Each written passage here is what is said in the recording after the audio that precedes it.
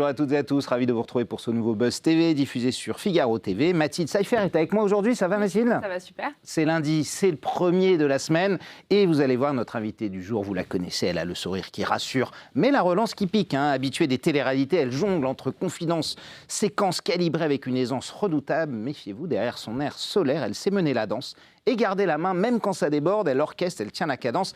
Et mine de rien, elle a souvent le dernier mot. Bonjour Elsa Fayer. Bonjour. Merci d'être avec nous. Merci de On est l'invitation. ravis de vous avoir. Je vous en prie. Ce soir, lancement de la toute nouvelle émission Escape Island sur TFX à 20h. Un programme inédit et un concept original que vous animez. Elsa, on va en parler dans un instant. Mais alors, avant qu'on en parle, je crois que c'est quasiment, c'est quoi ? C'est le 10e programme de télé-réalité, j'imagine, que vous présentez. Je ne les ai pas par là. comptés. Vous les avez comptés ? Je pense que vous êtes très bon. On n'est pas loin. Je pense que c'est le 9e ou le 10e. Est-ce qu'aujourd'hui, Elsa Fayer est devenue la spécialiste absolue de la télé-réalité du groupe TF1 ? Moi, j'aime bien l'idée d'être une spécialiste en quelque chose. C'est bien. Est-ce que je suis la spécialiste ? C'est plutôt aux téléspectateurs d'en juger. En tout cas, les gens me connaissent dans cet exercice, ça c'est certain. Et moi, je suis très fière d'incarner les émissions que j'ai envie d'incarner. Et elles sont toujours choisies avec cœur et enthousiasme. Donc voilà, tout est bien en fait. Parce que c'est vrai, quand vous arrivez d'M6 et de France Télé, vous avez fait plein d'autres choses. Oui. Vous arrivez pour présenter Qui veut épouser mon fils, qu'on connaît tous. 16 ans plus tard, vous dites « Waouh, je fais encore de la télé-réalité ». Vous imaginiez ça, Elsa ? Ah mais pas du tout. Mais non, déjà, j'imaginais même pas en faire, pour être tout à fait honnête. Moi, quand on m'a appelée pour Qui veut épouser mon fils, je sortais de 7 saisons avec Laurent Ruquier en quotidienne sur France Télé, 13 ans de radio sur Europe 1. J'ai dit « Mais pourquoi viennent-ils plutôt me dans chercher ?» le talk, émission de bande. Dans le talk, dans le direct, émission de bande, journaliste. Je me suis dit, mais pourquoi est-ce qu'ils me demandent d'incarner cette émission ? J'ai pas très bien compris. J'ai pas compris où je mettais les pieds non plus, parce que animer une émission de télé-réalité, c'est très différent que d'animer un talk. Bien sûr. J'avais pas encore les rouages, j'avais pas les règles, je savais pas du tout me situer par rapport à tout ça. Mais c'est vraiment la qualité du programme, le programme en lui-même qui était Qui veut épouser mon fils, qui m'a fait passer le pas et qui m'a fait dire, bon allez, qu'est-ce que je risque ? J'y vais parce que ça me plaît. Et me voilà, encore ici. 16 ans plus tard, vous avez appris à aimer ce genre télévisuel, à l'apprécier d'une autre manière quand vous le... Parce que j'imagine, en 2010, vous aviez vu pas mal de choses depuis le Loft 2001. Oui, c'est quelque chose que vous regardiez avant d'animer ? Ah oui. Moi, j'étais... moi, à l'époque, quand le Loft est sorti, j'étais à M6. J'étais animatrice sur une chaîne qui était plus confidentielle, qui s'appelait Fun TV, dans laquelle j'avais une émission en direct de Culture Jeune. Donc à M6, le Loft, c'était la révélation. On a vécu Loft pendant toute la durée du Loft. On était tous dans les bureaux en train de préparer l'émission avec eux. Donc j'ai vécu ce phénomène télé-réalité, ces phénomènes télévisuels. Et j'avoue que j'aime la nouveauté, j'aime la télévision. Et je me suis dit, mais qu'est-ce qui se passe ? Il se passe un truc qu'on n'attendait pas, avec des leviers qui étaient complètement différents, avec des découvertes complètement différentes. Et j'ai adoré. Après, je ne me voyais pas du tout l'animer. D'ailleurs, à l'époque, Nicolas Taverneau et Thomas Valentin m'avaient proposé d'animer la 2e saison du Loft, que j'avais refusé. Parce que je trouvais que le rôle aux côtés de Benjamin Castaldi, je ne comprenais pas très bien quel était ce rôle d'accompagnante. Et j'avais refusé. Et mes collègues m'avaient dit, mais t'es complètement jobard, c'est un crime. Et j'avais dit, je ne sais pas trop ce que je vais y faire, donc je préfère dire non. Il a beaucoup moins bien marché, effectivement. Je préfère dire non. Après, avec le recul, est-ce que j'ai bien fait ou pas ? Mais ils sont quand même revenus me chercher. Donc c'est quand même incroyable. Il faudra poser la question au producteur. Il y a quelque chose avec la télé-réalité. On va poursuivre cet entretien dans un instant. On va parler surtout de cette nouvelle émission Escape Island, un gigantesque prank, vous allez voir, aussi inédit que drôle, qui démarre ce soir sur TFX. Absolument. Mathilde, ce sera juste après les news, c'est à vous. Elle démarre ces news médias avec les confidences d'Anne-Claire Coudray. Elles sont rares en général. Alors elle était au micro de RTL ce samedi dans On refait la télé. Et la présentatrice du 20h Week-end de TF1 a évoqué son compagnon, mais également leur fille de 11 ans, Amalia. Elle est en couple depuis 2014 avec Nicolas Vix, un chef d'entreprise de 59 ans, et qui est bien éloigné du monde de la télé. Mais pourtant, il se révèle être un bon conseil, son premier conseil en tout cas. Sur sa carrière, vous voulez exactement. dire. Exactement. En fait, il lui envoie des commentaires à chaque fin de journal. Je cite, pendant le journal, il m'envoie des commentaires, c'est hyper précieux. Je regarde quand je sors. Il se trompe rarement sur la tendance générale, a-t-elle expliqué du coup à Éric Dussart, tout en avouant qu'il arrivait à son compagnon de zapper pour regarder Laurent Delahousse sur France 2. Oh non. Je cite, il a souvent raison de regarder la 2 parce que TF1 rend l'antenne avant. Et quand il me dit « Oh, elle était super l'interview de Laurent Delahousse », je le prends toujours mal. Même si Laurent Delahousse est super, on y met tellement d'énergie que quand on rentre et qu'on nous dit que c'était un peu tristoun, on se dit qu'on est passé à côté. Ouais, c'est drôle, sympa. Donc, oui, c'est vraiment drôle. Ouais, votre compagnon fait la même chose ou pas? Non. Pas du tout. Il regarde vos émissions, il vous fait des commentaires après. Alors, il me fait des commentaires, c'est vrai. Mais alors, après, je trouve ça génial que le partenaire de vie soit impliqué dans notre vie professionnelle. Je le suis aussi du côté de sa vie professionnelle. Il est dans les audiovisuels ou pas? Il est dans les médias, oui, mais plutôt secteur musical. Il est dans la musique. Donc, c'est quand même des milieux qui se connaissent un peu, qui se rencontrent quand même de temps en temps. Donc, il a un avis artistique important que j'écoute ou pas d'ailleurs, parce qu'on est tous un peu touchy sur la question. On va pas se mentir. On aime bien le positif, le négatif. On est là, oh non, je trouve que tu vas un peu fort. Mais je trouve ça très bien que dans un couple, on puisse s'accompagner un peu dans notre vie professionnelle. Et quand en plus, on a de bons arguments et qu'on sait les choisir et qu'on sait les envoyer au bon moment, je trouve que c'est très utile. Et du coup, si vous dit j'ai vu Christophe Beaugrand est super en Secret Story, vous le prendrez mal. Oui, bah du coup, il dort sur le canapé. Ouais, voilà, c'est ça. J'adore Christophe, vous le savez. On continue ces news médias avec le malaise qui a été provoqué samedi soir sur le plateau de Quelle époque avec Mathieu Delormeau. Oui, alors le chroniqueur avait pour habitude, depuis la rentrée de septembre, d'être présent autour de la table de Cyril Hanouna dans Tout beau tout neuf sur W9.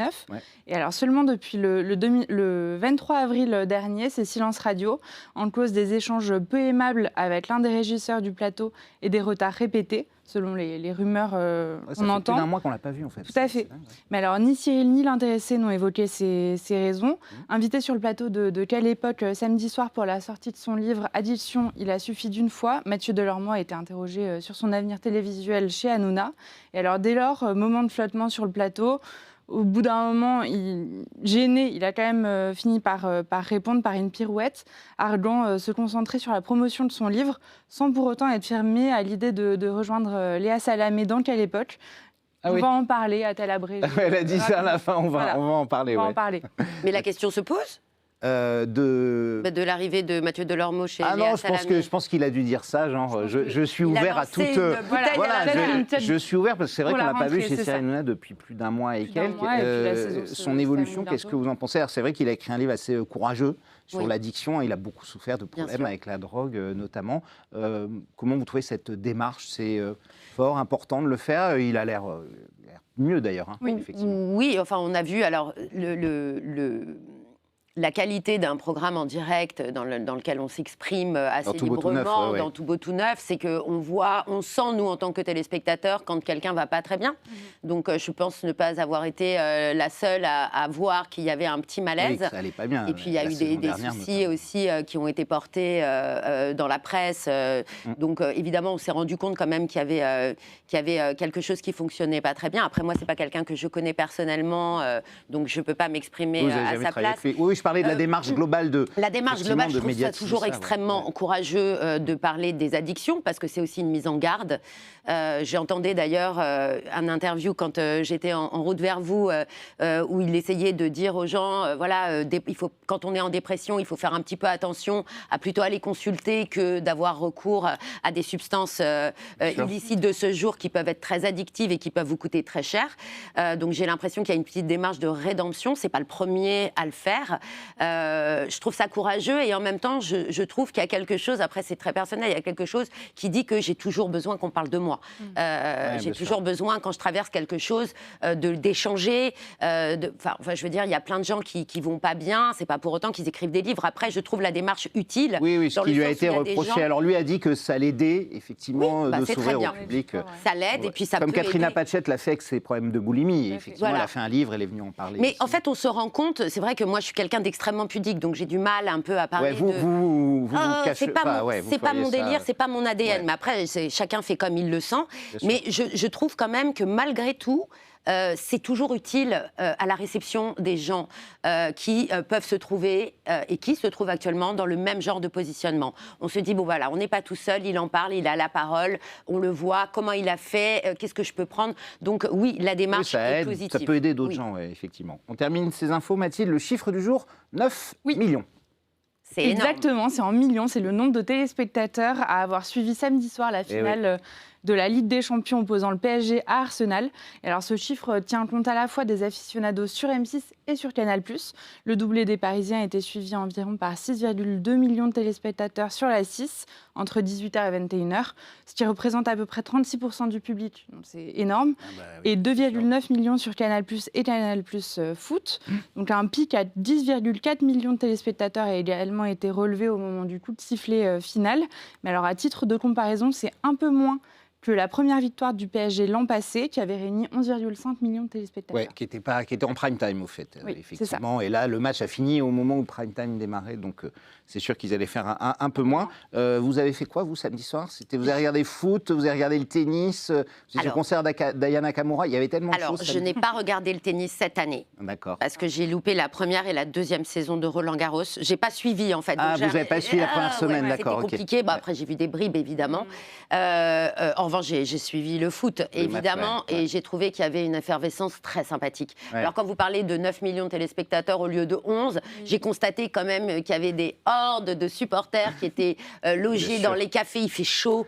C'est pas comptabilisé, les cafés, les écrans géants, il y en avait partout. Voilà, il y avait beaucoup de restaurants. Il y a beaucoup plus que 9 millions de gens qui ont regardé le match. Il y a beaucoup de restaurants qui ont mis des écrans géants de part et d'autre. Enfin, voilà, j'avais l'impression aussi, en ce moment, c'est un peu tristoun, la France, on va pas... Voilà, on le sait. C'est sûr. Les gens avaient besoin de chaleur, de se retrouver. Et je pense que peut-être que les 11 millions de téléspectateurs étaient là, sauf qu'il y avait plus de gens massés devant le même poste ou le même écran. Et vous qui êtes parisienne, vous n'avez pas été importunée par les débordements après. C'est vrai que beaucoup de gens s'en sont plaints, hélas, mais il y en a eu un peu partout. Non, alors moi j'ai trouvé ça plutôt sympathique. Je trouve que tout ce genre d'effervescence. C'est dans un coin où c'était plutôt joyeux, c'est ça? Je suis dans un coin plutôt joyeux, j'étais aux premières loges et j'ai trouvé que c'était super bon enfant, les feux d'artifice. Enfin, moi j'aime bien ça. Donc après les débordements, c'est allé évidemment on le regrette tous, sûr, mais je préfère garder le côté positif du rassemblement de gens qui arrient de part et d'autre de la France. Qui était l'énorme majorité d'ailleurs. Et qui était l'énorme majorité, on va pas se mentir. Oui. Hélas, Bon, on a compris que vous n'habitiez pas sur les Champs-Élysées en tout cas. Non,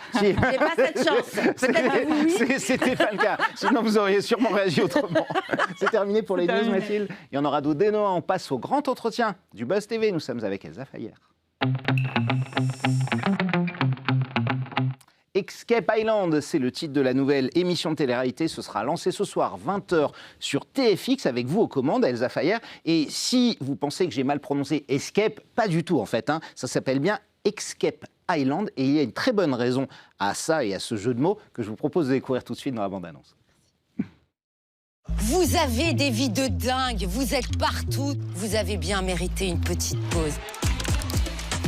Mais vous allez devoir partager votre aventure avec votre ex. Mais laquelle? Evelyne, on est prêt? Non! De vacances de rêve, on est passé à l'enfer sur Terre. J'aime bien dragouiller un petit peu. Eh bien, je sais que devant elle, ça risque d'être assez compliqué.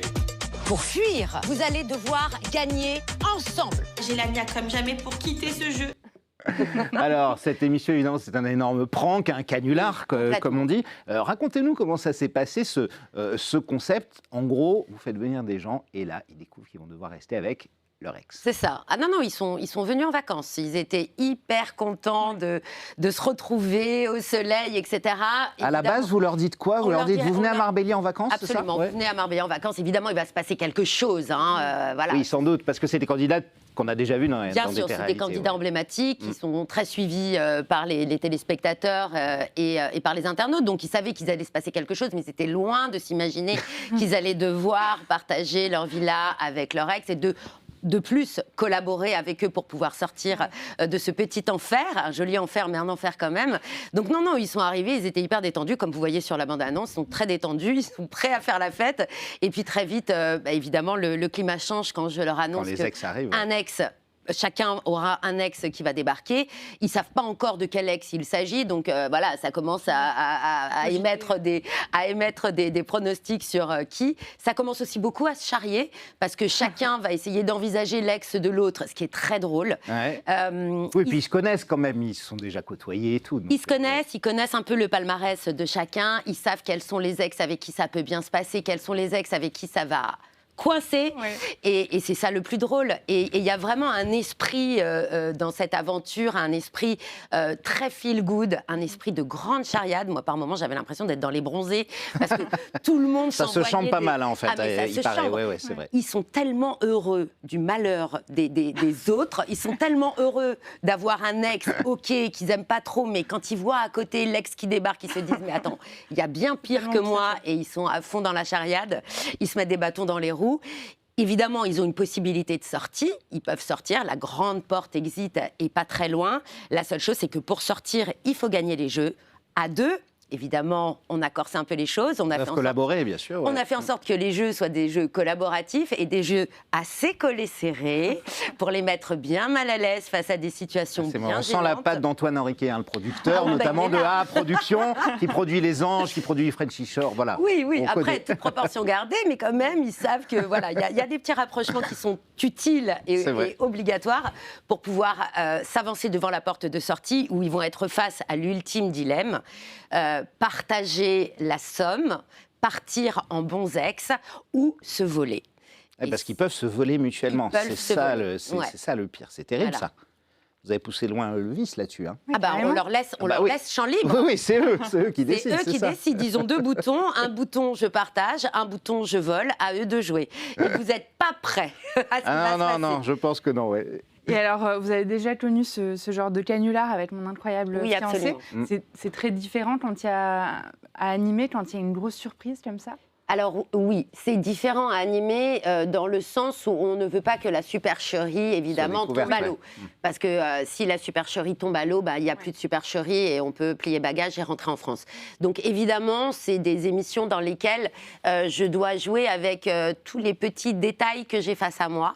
Je dois être extrêmement observatrice, je dois tirer les bons fils au bon moment. Faire attention à tout. Faire attention. Alors là, le canular, il est court. Puisque c'est le début de l'aventure, c'est ça. Incroyable fiancé, il fallait le tenir tout le long, jusqu'au bout. Il fallait qu'on croie que Laurent Ournac était odieux. 3 semaines. Alors moi, je n'ai pas fait la saison avec Laurent Ournac. Non, c'était celle d'après. La dernière saison de Mon incroyable fiancé. La difficulté, c'est dans Mon incroyable fiancé, d'abord, il n'y a qu'une seule piégée. Bien sûr, oui, tous les autres sont complices. De la famille qui arrivent, mais on est plutôt en fin de course. Quand ils débarquent, on sait que, on arrive quand même au bout du prank. Mais oui, il faut tenir 3 semaines. Ça, dur, Mon incroyable fiancé, c'est 3 semaines de tournage sous haute tension. Et c'est fabuleux à faire. Je ne vais pas vous mentir, c'est une expérience qui reste ancrée en moi. Et c'est vrai que quand on m'a proposé Escape Island, il y a cet ADN-là, il y a cet ADN de jouer avec les candidats, de pouvoir un peu sortir de son rôle d'animatrice. Et j'ai plongé. Ce côté très rigolo. La surprise a été totale pour eux. C'est-à-dire que, évidemment, ils se doutaient, c'est des candidats de télé-réalité un peu aguerris, mais là, leur ex, ça a vraiment été... Vous avez obtenu l'effet que vous vouliez. Alors, ils s'attendaient à ce qu'on leur fasse un petit coup quand même. Oui, bien sûr. Mais alors, ils ne s'attendaient pas du tout à voir les ex débarquer. Alors, pour ceux qui n'ont pas beaucoup d'ex ou qui n'ont eu que de grandes histoires, quand je leur annonce dans le bus pour l'équipe 2, quand je leur annonce dans le bus qu'ils vont devoir collaborer avec un ex, certains dessinent quand même assez rapidement. Sans doute, se doutent de quel ex il s'agit. Pour ceux qui ont eu des vies amoureuses plutôt fournies, là, ils nagent. Ils ne savent pas du tout. Mais comment vous avez fait pour par exemple, il y a un des couples qui a un enfant en commun. Ça a été très dur. Ça paraît fou de se dire qu'ils n'ont pas appris l'un par l'autre. Là, ça a été vraiment de la dentelle et je félicite les équipes de production à production, les équipes de TF1, Julien Degrotte et Léa Bismuth, parce qu'ils ont tous vraiment collaboré pour cette émission. C'est une création française. C'est vrai, création originale, il faut le dire. C'est pas une adaptation d'un format. Non, c'est pas une adaptation, et c'est la première édition. Ils ont vraiment été hyper vigilants là-dessus. Alors, une chance, et évidemment, il ne faut pas le prendre trop à la rigolade, parce qu'il s'agit de personnes qui ont été mariées. Kevin et Carla ont été mariés, ça fait 4 ans qu'ils sont divorcés, ils ont une petite fille en commun, ce qui nous a permis de pouvoir monter, échafauder cette manipulation, c'est qu'ils ne s'entendent pas du tout, et ils ne se voient ils se parlent pas beaucoup, c'est vrai. Ils ne se voient que vraiment ils sont au téléphone 5 minutes de temps en temps quand il y a des sujets autour de leur fille. Et c'est plutôt les beaux-parents de l'un et de l'autre qui gèrent. Donc là, en fait, on a fait en sorte qu'ils ne se parlent pas trop, mais c'était facile puisqu'ils ne se parlent déjà pas. Et les parents, eux, étaient dans la confidence et ont récupéré leur petite fille Ruby. Et du coup, ils sont partis chacun de leur côté sans savoir qu'ils allaient dans une émission. Alors, est-ce que certains ont voulu partir en découvrant ce canular directement ? Oui. Bah, Kevin, oui. D'ailleurs, vous voyez, quand vous verrez le premier épisode, ce soir, je demande gentiment de bien vouloir se rapprocher de son ex-femme. Hein, et il veut partir tout de suite. Ah oui, il veut partir. Et puis en plus, il est en bout de ligne. Donc la porte existe. Il faut que je leur explique qu'en fait, elle ne s'ouvrira pas. Elle ne s'ouvrira qu'en cas de victoire. Bien sûr, ils sont extrêmement mal à l'aise. Et en même temps, l'effet de groupe nous sert énormément dans la comédie de ce programme, parce qu'on est quand même sur un programme qui est vraiment très drôle. Alors évidemment, on se dit, on veut faire un programme drôle, mais on ne sait jamais si on va obtenir un programme drôle. Ce serait trop simple. Mais j'avoue que la gênance et le malaise de chaque candidat auprès de la personne qui redoute le plus au monde, et le fait de voir les autres en galère, ça nous a tout de suite mis dans une situation comique. Et après, ils se disent, j'ai quand même des copains qui sont là. Oui, c'est ça. Le fait qu'ils se connaissent entre eux, ça aide à cette bonne ambiance. C'est ça. Et c'est ça qui sauve un petit peu et qui fait que, évidemment, ils ont des occasions de s'échapper. Mais ils pensent que c'est très facile. Sauf que, évidemment, cerise sur le gâteau, ce ne sera pas si simple. Mais il y a quand même eu des sélections particulières. Alors, vous dites, certains ont eu une grande histoire, d'autres ont eu, évidemment, plus d'aventures. On sait très bien que parfois, avec certains ex, on s'entend très bien. J'imagine que ce n'est pas ceux-là que vous avez privilégiés. Alors, vous avez privilégié ceux qui avaient eu des relations plus tendues. S'il n'y a pas de problématique, alors c'est pas forcément des relations tendues, c'est des non-dits. Oui, bien sûr, des histoires qui ont fini en queue de poisson. On fait une émission, les téléspectateurs doivent trouver des choses dans cette émission. Il faut qu'il se passe des choses dans une émission, mais ça c'est logique. Donc évidemment, les équipes de production ont choisi des ex avec des problématiques. Quelques problématiques, par exemple, effectivement. Maïsan, elle est très heureuse d'être séquestrée avec Émine, qui est l'amour de sa vie. Elle tente on va pas tout spoiler, mais oui, elle a envie de... En tout cas, Maïsan est extrêmement contente. C'est vrai, elle est contente. Et alors, comment vous avez géré la frontière entre le divertissement, justement, et le respect de l'intime de ces couples ? Oui, parce qu'il y a eu des non-dits, des rancœurs, il y en a quand même qui traînent un peu. Alors, moi, personnellement, dans mon animation, je ne me suis pas trop posé la question. D'accord. C'est eux qui... J'ai la chance d'avoir un super relationnel avec mes candidats. Il y en a beaucoup que je connais bien. Vous connaissiez avant, bien sûr, évidemment. Il y a vraiment un rapport de confiance et de respect sur les émissions que j'ai déjà incarnées avec eux. Donc, ils sont à l'aise avec moi. Donc, ça, c'est déjà un point important pour aller les chercher. Ils savent que je ne vais pas leur mettre à l'envers. Ils savent que je ne cherche pas du tout à les mettre dans des situations compliquées. Je suis toujours hyper vigilante de leur poser des questions auxquelles ils peuvent répondre, auxquelles ils ont une occasion de répondre, et que les téléspectateurs et les gens qui les suivent sur les réseaux auront à cœur d'entendre la réponse. Après, c'est à eux de jouer. Moi, je suis là que pour accueillir, que pour recueillir. Alors, je lance des choses, j'essaie. Pas du tout avec un esprit malsain, d'une mauvaise curiosité, mais avec un esprit journalistique de dire, bon, les gars, ça fait 4 ans que vous ne vous parlez pas, ça s'est fini un peu en queue de poisson, votre histoire, est-ce qu'il ne serait pas temps aujourd'hui ? Vous allez vous retrouver, vous allez peut-être retrouver une certaine amitié, complicité, on va tout faire. C'est ça l'objectif de l'émission, au final, c'est qu'ils retrouvent quand même un peu un petit lien. S'il y a un ou deux couples qui finissent ensemble, ce sera super, ce sera réussi. Ça, on ne peut jurer de rien. Non, on verra, évidemment. Alors, c'est vrai que vous avez présenté beaucoup de télé-réalités. Celle-là est un nouveau genre. Il y a eu Carré VIP, incroyable, Fiancé qui veut épouser mon fils, La Villa des cœurs brisés, La bataille des couples. Il y en a plein. La Villa des cœurs brisés, j'ai fait le débrief. Mais vrai. Tout le monde pense que je l'ai animé. C'est vrai. J'ai fait le débrief, mais c'est Lucie Mariotti qui Absolument. Qui l'anime. Alors, il y en a évidemment beaucoup d'autres que vous n'avez jamais animés. Oui. Je vais vous donner une petite liste, Elsa, et vous me dites cette émission-là, si vous l'auriez animée ou pas. Je suis directeur du programme, je vous dis Elsa, voilà, je vous propose ça. Alors, le Loft, vous nous avez dit non, justement.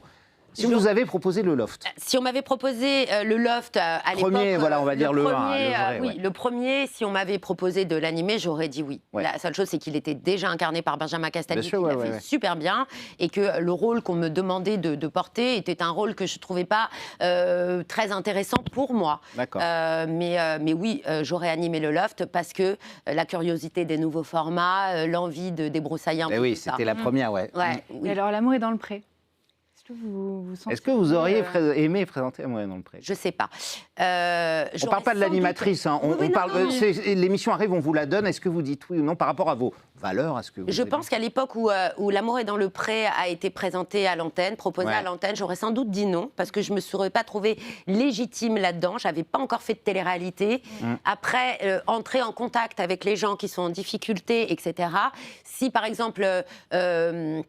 L'amour est dans le pré devait faire sa première l'année prochaine, je dirais sans doute oui. Parce que j'aime aller chercher les gens, j'ai compris plein de choses par rapport à ça. Mais à l'époque où l'émission a été proposée, j'étais pas prête et je connaissais pas très bien, donc j'aurais sans doute dit non. L'île de la Tentation. Alors on me l'a proposé. Ah ouais, c'est vrai, à l'époque sur TF1. C'était sur TF1, on me l'a proposé et j'ai dit non aussi par rapport au rôle que je trouvais pas hyper intéressant, mais c'est une émission que j'adore, que je regarde. Et qui est sur W9 maintenant, absolument. Et alors, Secret Story? Secret Story, oui, j'aurais dit oui. Ouais. Ça, ce que vous aimez, oui, j'aurais dit oui.